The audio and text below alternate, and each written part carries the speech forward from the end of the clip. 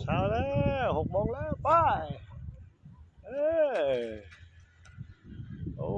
ลมเชย6 โมง 40 นาทีเห็นบ่เนี่ยมันเสาร์แล้ว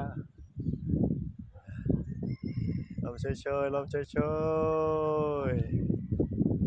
นะโอ้ลมหนาวรับปีใหม่จนมื้อนี้วันที่7วันพุธที่7 มกราคม 2568 19 เดือนลมหนาวที่สามเลยปั่นจักรยานโต้ลมหนาวมาฮอดบ้าน6 โมงครึ่งเล่นเหล้าอ่าอ่า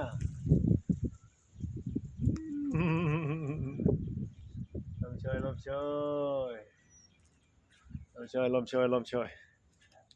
ปเตรียมตัว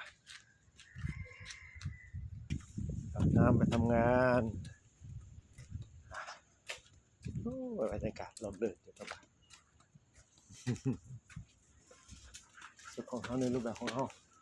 เบิ่งว้าวสวยงาม